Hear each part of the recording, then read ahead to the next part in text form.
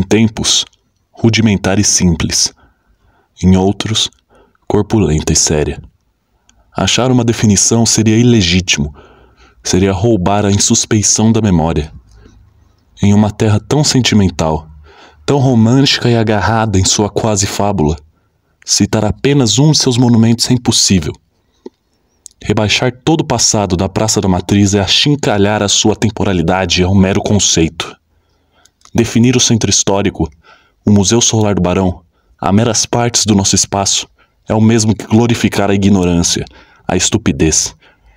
É um ato perverso contra a cronologia suntuosa de todos esses edifícios. É apagar a convergência entre passado e presente. E, mais do que isso, é negar toda a história da nossa instituição. Todos os dias, centenas de estudantes transitam por esses corredores, mas nem todos eles sabem sobre as inúmeras histórias deste monumento centenário. Por si só, as paredes inanimadas não contam nenhuma dessas narrativas, até porque este trabalho pertence às inúmeras personagens que por aqui passaram. Em 16 de abril de 1906, foi inaugurado na rua Coronel Leme da Fonseca o Grupo Escolar Conde do Parnaíba, no antigo prédio da Cadeia Pública e Câmara Municipal. Foi só em 1920 que o grupo se estabeleceu no final da rua Barão de Jundiaí, onde resistiu e resiste até hoje. Linha do tempo. 1900 a 1910. Fundação do Grupo Escolar Conde do Parnaíba em 1906. 1921 a 1930.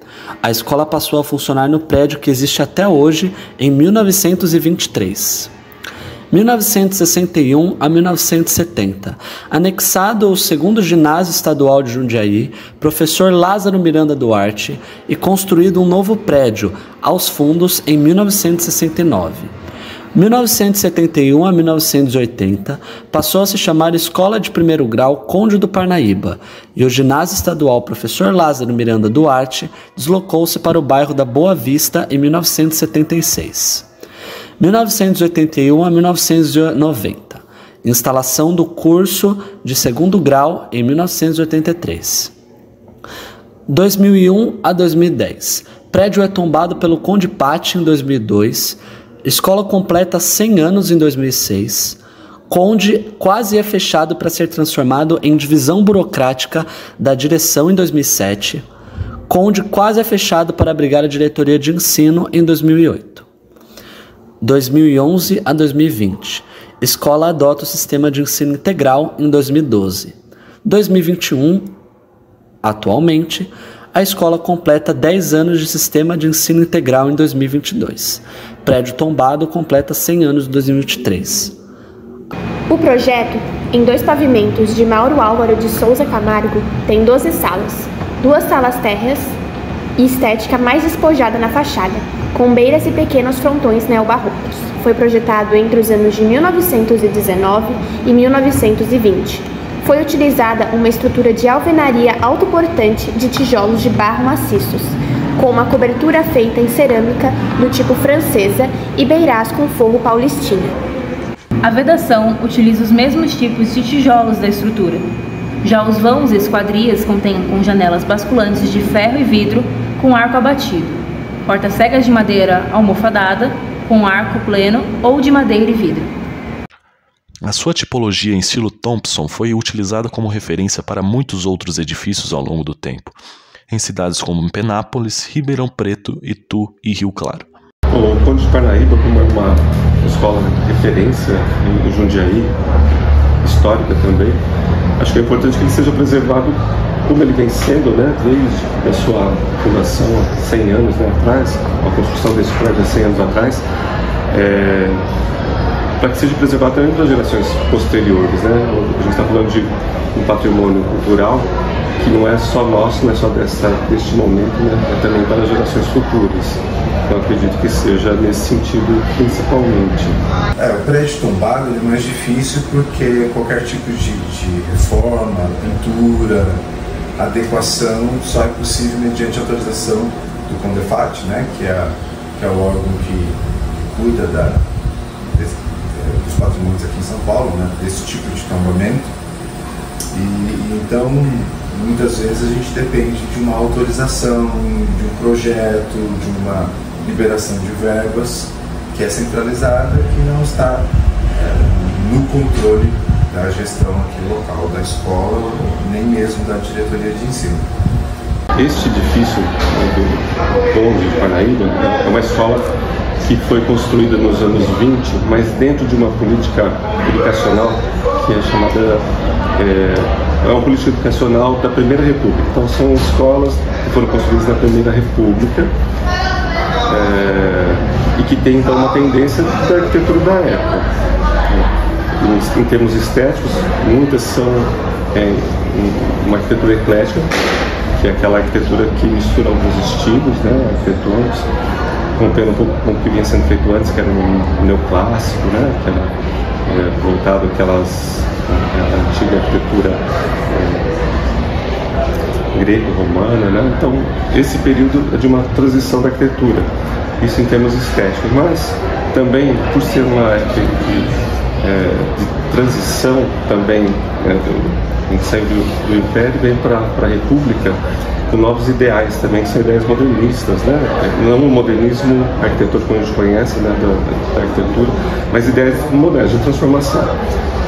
E então novas escolas são criadas dentro de uma política educacional, mas ainda assim separando meninos de meninas, né, em alas diferentes. Por isso muitos desses prédios têm uma simetria, né? Então a gente vai ver na fachada elementos arquitetônicos, mas também na planta a gente vai ver essa diferenciação, essa separação entre alunos do gênero feminino e masculino. A gente vai ver banheiros que estão voltados para a parte posterior do lote, né, onde está implantada a escola,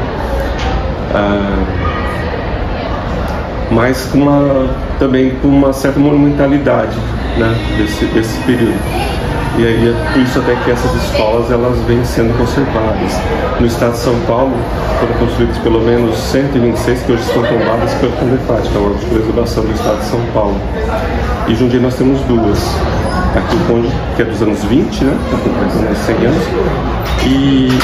E nós temos um que é de 1894, que é o Siqueira, lá na outra ponta da rua de Jundiaí. O Siqueira, o antigo Grupo Escolar Siqueira de Moraes, né, que surgiram então nessa política de construir grupos escolares a partir de 1894.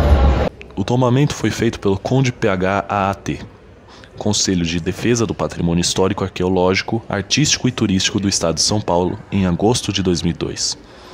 Contudo, o tombamento do edifício não foi um impedimento de transformações, estas que não são necessariamente observáveis pelos transeuntes da Rua Barão. Bom, o Conde de Parnaíba é da minha época, acho que até mais velho que eu, né? Eu lembro que o INSS ali, aqui era tudo praticamente, não tinha absolutamente nada, então quando a gente vinha, né, para ir fazer uma consulta no INSS, a gente passava pelo Conde de Parnaíba.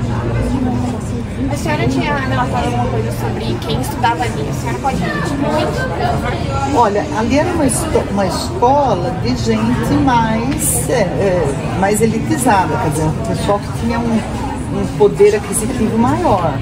Eu não conheço ninguém, não tive essa oportunidade, porque eu era bairrista, eu não era do bairro, mas ali quem estudava normalmente era quem morava já aqui no centro. A escala do Conde é um dos lugares mais marcantes da construção. Seu estilo rústico contrasta com as assinaturas dos alunos. A existência do Conde por si só já é uma contradição com o presente, sendo uma oposição às fachadas cinzas da cidade. Essa contradição estende-se também às mudanças que a escola passou durante as décadas, desde a mudança na faixa etária de seus estudantes até as ampliações com novos espaços no terreno da escola. Mesmo um prédio histórico não está isento de transformações. Nascido em Jundiaí no dia 16 de outubro de 1831, Antônio de Queiroz Teles, o Conde do Parnaíba, pouco tem a ver com o grupo escolar que leva seu nome. Todo homem acaba sendo um homem solteiro. E o Conde não é exceção. É um político do tempo dele, com pensamento, poderia ter sido diferente, mas por opção do jeito que foi. Ou seja, é um escravagismo. E ainda que não se condene as pessoas individualmente, nós temos que olhar para esse período do Brasil e reconhecemos que o período escravocrata, além de ser crime contra a humanidade, crimes contra a humanidade.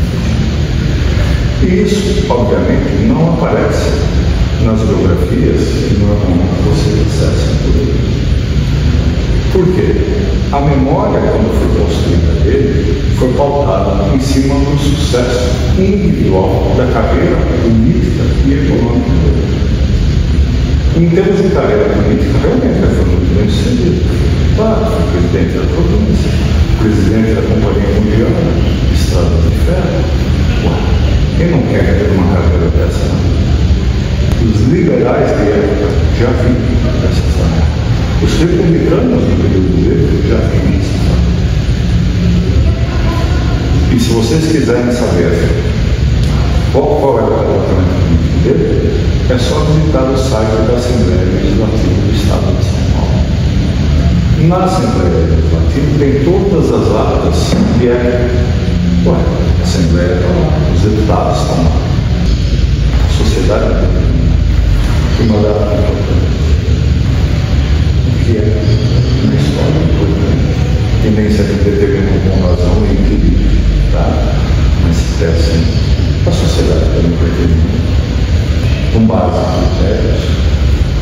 E esses critérios muitas vezes são discutíveis, muito discutíveis, há critérios para isso.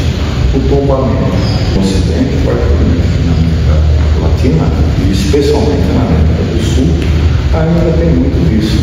Fulano de tal morou aqui, essa casinha era assim, então tem que tombar. Bom, mas vai tombar e vai fazer o quê? Ele tem que pôr uma biblioteca no museu aí dentro. Tudo muito perigoso. Devia ser de maneira.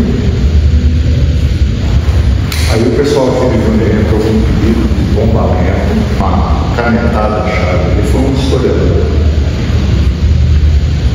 Eu tenho convicção de que ele sabia e que o que ele estava escrevendo era besteira, do ponto de vista histórico, mas absolutamente necessário para salvar o prédio. Ele alega o seguinte: olha, Dom Pedro II transformou o Solar de Barão em palácio imperial durante tantos dias e isso tem que falar. E o cara não foi monarquista. Entende? E mais que isso, nem clerical, ele era um cara anticlerical até. Agora, por que ele deu uma penada dessa? Foi pragmático. Eu vou negar o que para essa gente salvar? Eu vou negar que eles querem morrer. Paulo, só contemplando o que você está falando desses mitos fundadores, é interessante dar aula, por exemplo, os alunos da primeira série que vêm para a escola e não sabem da história da escola. Sim. E aí muitos deles vão dizer coisas, o conde morou aqui, quando na verdade o prédio sempre foi construído para ser uma escola. Apesar de a figura histórica que carrega o nome do nosso colégio ser emblemática, o que faz a escola são seus alunos, professores e comunidade escolar, que marcam todos os anos a cidade de maneiras diferentes e assim o farão nas próximas gerações. É muito aprendizado, eu tenho aprendido muito, tanto pelo meu cargo, né, de ter que fazer a gestão de uma escola que tenha esse nível de complexidade, esse nível de atuação, né, e também pelo contato com os alunos, né, os alunos me ensinam muito. Acho que essa geração é uma geração diferente das que eu venho trabalhando até então, e é uma geração que tem as suas próprias características de coisas que eu não entendo, de coisas que eu não vivi, que eu não aprendi, e é uma alegria poder aprender com os alunos coisas novas, né, uma realidade nova, um universo que eu não tinha contato. No primeiro ano que eu vim, que foi quando nasceu o projeto do livro, começou com contações de história aqui na sala de leitura. Nós contávamos histórias, né? E eu falo nós porque eu também contava história com os alunos aqui na sala de leitura. E aí começou, sabe, surgir aquela... vamos fazer um livro com essas histórias? Porque as histórias eram tão boas, tão bacanas, assim. Vamos fazer um livro. A gente precisava montar um livro, porque tudo que nós contamos aqui na hora do almoço poderia virar um livro. E foi a partir daí que nasceu o projeto, né, Autores Condenados, e é desse projeto que nós temos o livro todos os anos publicado. A educação física tem uma cultura muito negativa no nosso país. Ela é ligada a jogar futebol e a não fazer nada. E eu consegui implementar uma cultura aqui nos últimos anos. Acho que o meu maior mérito, eu sou muito... as pessoas me reverenciam bastante por isso, por ter criado essa dinâmica, essa cultura em torno da Ginconde, das aulas de educação física acontecerem sem segregação. Aqui eu fiz uma opção pedagógica pelo vôlei, por exemplo, em que homens e mulheres, meninos e meninas jogam juntos, não existe contato físico, e por isso só tem sido um sucesso também nessa nossa empreitada. Em 2006, o prédio do Grupo Escolar Conde do Parnaíba recebeu uma restauração e junto dela veio o Museu Escolar Professora Joana Fornari, que é uma forma de preservar a imensa história dessa instituição, com mais de 100 anos. O museu conta com mais de 200 peças em seu acervo, expostas para visitação, que são uma verdadeira viagem nesta trajetória centenária. Sem pessoas, o edifício não teria a importância e a história que tem. São as pessoas que por aqui passaram, estudantes, professores e funcionários, que escreveram as narrativas da Escola Conde do Parnaíba. Voltei para o Conde depois de 30 anos, fiz o ensino médio aqui e lembranças boas começaram a bater, porque eu conheci minha esposa aqui, namorei 7 anos, estou há 23 anos casado já, e começou nesses corredores, né? Então, acho que depois de 30 anos voltar para cá é uma emoção, assim, e ver que nada mudou, a não ser uma parte externa lá de secretaria, todo o resto é igual. Até por ser tombado essa parte da frente, não mudou nada. É impressionante, parece que eu estou voltando no tempo, assim, sabe? Mas é muito legal e é muito gratificante hoje poder estar trabalhando aqui, né? Era uma coisa que eu não pensava, sabe? Era impensável, assim, mas eu muito feliz. Minha primeira escola foi aqui no Conde e a minha professora foi a dona Oneide. Eu estudei a primeira e a segunda e a terceira série aqui nesse colégio. Tem alguma coisa que te marcou? As meninas ficavam com inveja, falavam que eu era puxa-saco e só podia chorar da professora. Eu vim para o Conde em 1977 e saí em 1984. Aí então eu concluí até o ginásio, que seria o 9º ano hoje, né? Mas assim, estou aqui desde 2012, adorei voltar para o Conde, falei, nossa, tá igual, esse cara, enfim. Cheguei aqui, tinham 2 professoras da minha época, uma tinha dado aula para mim, que é a Cidinha, talvez vocês lembrem dela, Cidinha deu aula para mim aqui. E me inspirou bastante, porque eu adorava a aula da Cidinha, ela dava aula de inglês na época, eu adorava, também é uma pessoa que me inspirou bastante. E fiquei super feliz quando eu cheguei aqui, ela ainda estava. Eu tenho um carinho muito grande. O que mais me marcou, com certeza, foi o apoio dos professores. Isso eu acho que sem dúvida foi o mais marcante, porque até, né, eu cheguei aqui meio com um pé atrás do que eu ia fazer, e já alguns professores da área de saúde não, né, de biológicas, né, me deram muito apoio, no caso ajudou muito também na minha decisão. O PV também, que a gente tinha esse tempo para pensar, né, com certeza foi o mais marcante, foi a questão dos professores. Já são 117 anos de história e 100 anos do tombamento do patrimônio. Esse documentário é uma homenagem a este século repleto de memórias. Que venham mais 100 anos.